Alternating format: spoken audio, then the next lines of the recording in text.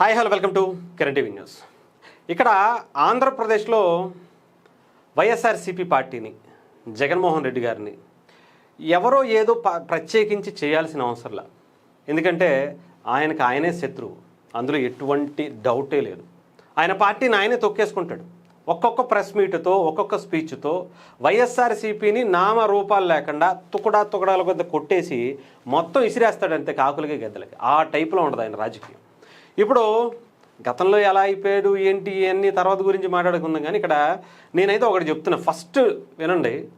TDP కానీ జనసేన కానీ లేదంటే ఎవరైతే జగన్మోహన్ రెడ్డి గారికి ప్రత్యర్థులుగా ఉన్నాము అని అనుకుంటున్నారో మీరు ప్రెస్ మీట్లు పెట్టి జగన్మోహన్ రెడ్డి గారు ప్రెస్ మీట్ పెట్టా లేదా వైఎస్ఆర్సీపీకి సంబంధించిన నాయకులు చేసేటువంటి అడావడి చేసి మీరు ప్రెస్ మీట్లు పెట్టేసి ఆయనకి హైప్ ఇవ్వకండి. అవసరంలా, అస్సలు అవసరంలా.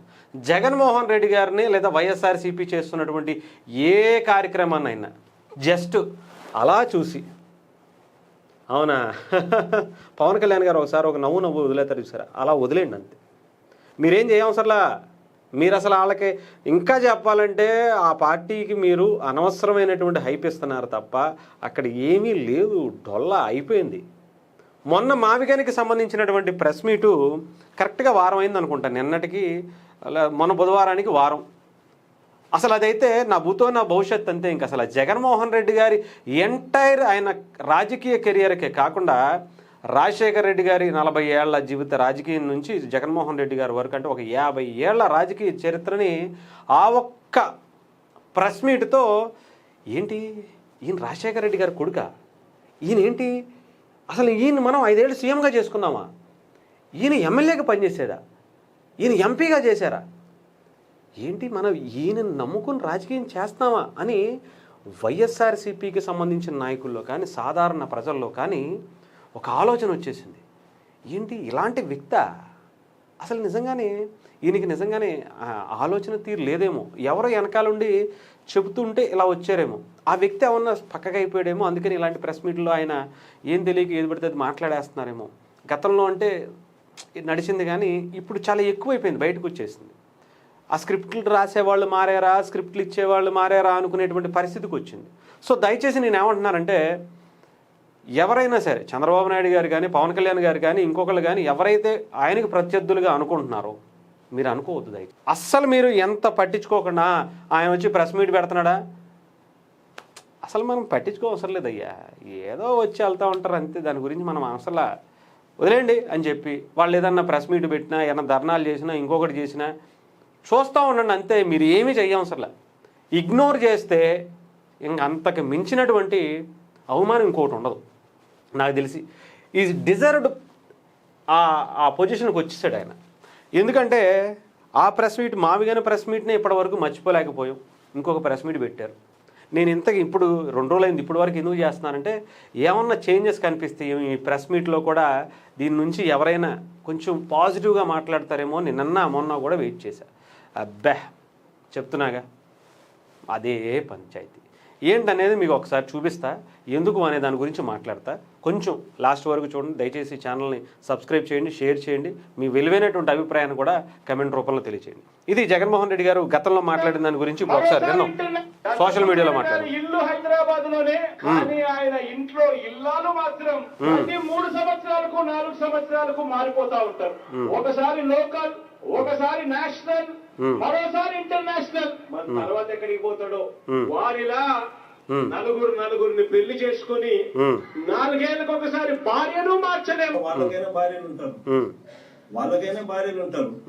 వాళ్ళ భార్యను ఉద్దేశించి మనలో ఎవరైనా కానీ మనమైనా కూడా మాట్లాడితే వాళ్ళకి నచ్చుతుందా? ఎవరికి నచ్చదు. నచ్చినప్పుడు అలాంటి మరి ఏం చేయాలి సార్ జగన్మోహన్ రెడ్డి గారు? అంటే 2026లో ఉన్నటువంటి జగన్మోహన్ రెడ్డి గారు 2024 ఎలక్షన్స్లో మాట్లాడినటువంటి దాన్ని ఏం చేయమంటారు సార్ జగన్మోహన్ రెడ్డి గారు? ఈ జగన్మోహన్ రెడ్డి గారు ఆ జగన్మోహన్ రెడ్డి గారిని ఏం చేయాలో చెప్పండి, మీరే చెప్పండి. ఆడవాళ్ళ గురించి మాట్లాడితే ఎలా ఉంటుంది అని చెప్పారు కదా. మరి మీరు మొన్న ABN-RKకి సంబంధించినటువంటి వీకెండ్స్ కమెంట్స్లో మాట్లాడిన దాని గురించి మాట్లాడారు. ఒక సీఎం పొజిషన్లో ఉన్నటువంటి వ్యక్తి, ఒక మాజీ సీఎంకి కొడుకు, మాజీ సీఎంగా పనిచేసినటువంటి వ్యక్తి, మీరు ఎమ్మెల్యేగా ఎంపీగా మీరు పనిచేసినటువంటి వ్యక్తి, మీరు ఎదుట వాళ్ళ గురించి, ఆయన చేస్తున్నటువంటి రాజకీయం గురించి, ఆయన పార్టీ గురించి, ఆయన సిద్ధాంతాల గురించి మాట్లాడాలి. కానీ ఇంట్లో వ్యక్తిగతమైనటువంటి వాళ్ళ భార్య గురించి, వాళ్ళ భార్యల గురించి మాట్లాడాల్సినటువంటి దిగజారుడు రాజకీయాలు మీకు ఎందుకు వచ్చాయి చెప్పండి. మీరు నీతులు జగన్మోహన్ రెడ్డి గారు మీరు మాత్రం చెప్పకూడదు. ఎందుకంటే మీకు ఆ అర్హత లేదు, రాదు, రాబోదు కూడా. అంతే, గుర్తుపెట్టుకోండి. వైఎస్ఆర్సీపీకి సంబంధించినటువంటి ఎవరైనా సరే నీతులు చెప్పే ముందు గతంలో మనం మాట్లాడినటువంటి బూతుల్ని గుర్తు చేసుకోండి. ఆ బూతుల్ని గుర్తు చేసుకుంటే ఈ నీతులు మనకి రావు, మనకి వర్తించవు. మనం ఎలాంటి అబ్బా ఈ నీతులు మనం చెప్పకూడదు అబ్బాయి, మనకి వాటికి చాలా దూరం, మనకి బూతులే కరెక్టు, మనం బూతులతోనే మాట్లాడదాం, మనం బూతులు తప్ప ఇంకొకటి రాజకీయం చెయ్యం, ఇంట్లో ఆడవాళ్ళతో తప్ప, ఇంట్లో ఆడవాళ్ళని ఎత్తుకుంటూ తప్ప అసలు సిసలైనటువంటి రాజకీయాలు మాకు రావయ్యా అని చెప్పేసుకోండి. అంతే, ఓకేనా? ఇంకా చాలా ఉన్నాయి సోషల్ మీడియాలో అనుకుని, ఒకసారి మీకు అవి కూడా చూపిస్తాను రండి. 2019 దాకా ఇది అసలైందనమాట. అంటే నేను ఇందాక జగన్మోహన్ రెడ్డి గారిని మీరు పట్టించుకోవద్దయ్యా, టీడీపీ వాళ్ళు కానీ, జనసేన వాళ్ళు కానీ, చంద్రబాబు నాయుడు గారు కానీ, వైఎస్ఆర్సీపీకి సంబంధించిన వాళ్ళు ఎవరిని కూడా మీరు పట్టించుకోవద్దయ్యా అంటే, మొన్న మావిగని దెబ్బ ఒకటైతే ఇది ఒక్కటి చూడండి చాలు. ఈ దెబ్బతో నేను చెప్తున్నాను కదా, మీరు జగన్మోహన్ రెడ్డి గారు అనేటువంటి పేరుని కనీసం తలుచుకోవడం కూడా అనవసరం. ఆయన అలా ప్రూవ్ చేసుకుంటున్నారు ప్రెస్ మీట్లు పెట్టేటప్పుడు. ఒకసారి వినండి. రాష్ట్రం ఏర్పడినప్పటి నుంచి ఇప్పటిదాకా 1923 1923 నుంచి అంట. 1923 ఆంధ్రప్రదేశ్ రాష్ట్రం ఎప్పుడు ఏర్పడిందో నేను ఒకసారి చాట్ జీపీటీని అడుగుతాను, మీకు చెప్తుందేమో. చాట్ జీపీటీ ఈయనకన్నా అది ఎక్కువగా చదువుకుందా లేదంటే తక్కువగా చదువుకుందా అని పక్కన పెడితే ఎంతో కొంత ఇన్ఫర్మేషన్ గూగుల్లో అయినా ఇస్తుంది కదా. ఒకసారి మీకు చదువుతా. ఆంధ్రప్రదేశ్ రాష్ట్రం ఎప్పుడు, ఏ సంవత్సరం, ఏ నెల, ఎప్పుడు ఆవిర్భవించినటువంటి పరిస్థితి ఉంది ఒకసారి చెప్పమ్మా. ఆంధ్రప్రదేశ్ రాష్ట్రం ఫార్మేషన్కి సంబంధించి నవంబర్ 1, 1956లో ఏర్పడిందట సపరేట్గా. దాని తర్వాత 53 నుంచి దీనికి సంబంధించినటువంటి చర్చలు జరుగుతున్నాయి. 56కి ఓకే చేసి డిక్లేర్ చేసినటువంటి పరిస్థితి. అమరజీవి పొట్టి శ్రీరాములు గారు, ఆయన త్యాగ ఫలం ఈరోజు ఆంధ్రప్రదేశ్లో ఇలాంటి నాయకులను కూడా మనం చూడాల్సి వస్తుంది. 1923లో అంటే బ్రిటిష్ వాళ్ళ కాలంలోనే ఆంధ్రప్రదేశ్ ఏర్పడిపోయిందని సదరు ముఖ్యమంత్రిగా చేసినటువంటి గొప్ప వ్యక్తి, ఎంపీగా, ఎమ్మెల్యేగా చేసినటువంటి వ్యక్తి మావిగాని గురించి ప్రతిపాదిస్తున్నటువంటి గొప్ప విజనరీ అనే భ్రమలో ఉంటున్నటువంటి వ్యక్తి. నేను అందుకని అంటున్నా, మీరు అనవసరంగా, మీరు ఎందుకు అనవసరంగా కష్టపడిపోయి ఏం చెప్తారు? ఆయన చూడండి, మీమ్స్కి వీటికి అవుతున్నటువంటి పరిస్థితి. ఇగోండి, ఈయన ఒకసారి మొత్తం వినిపిస్తాను, కొంచెం బూతులు పక్కన పెడతాను. పవన్ కళ్యాణ్ నువ్వు షూటింగ్కి వెళ్ళేటప్పుడు వెళ్ళగానే నీ పెళ్ళాం నీ ఇంట్లో పని వాళ్ళతో అక్రమ సంబంధం పెట్టుకుంది అని ఎవరో చెప్పారు, నిజమా కాదా? ఆ బిడ్డలు నీకు పుట్టలేదంట, పని వాళ్ళకే పుట్టారంట, నిజమా కాదా? చెప్పు. తల పట్టుకోకలేదు గురువు గారు చెప్తున్నా. ఒరే సైకో వెదవా, నీకు ఒక ఆడపిల్ల ఉంది, ఆ పిల్ల పెద్దదవుతుంది, గుర్తు పెట్టుకొని వెనుక బతికే ఉంటాను, రక్త గదిలు పెట్టుకుంటావు. కొడక.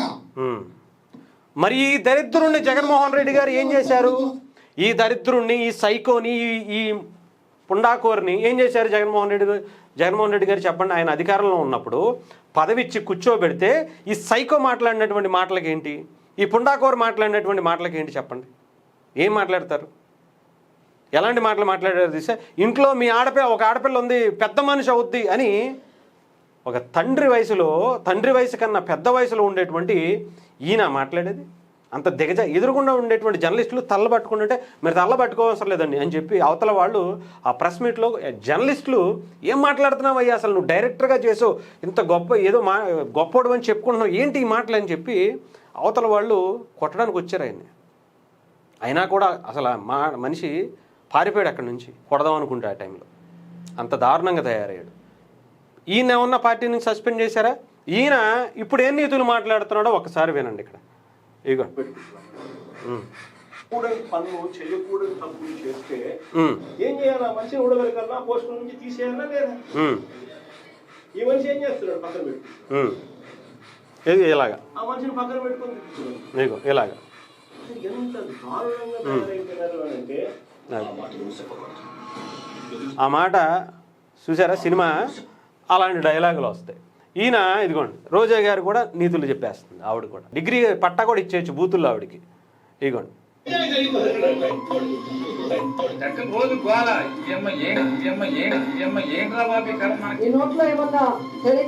చూసారా?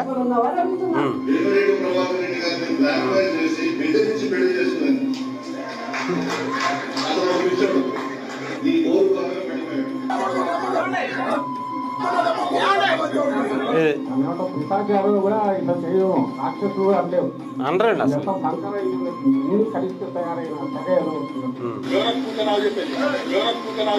పాపం అతను అయితే చనిపోయాడు కూడా.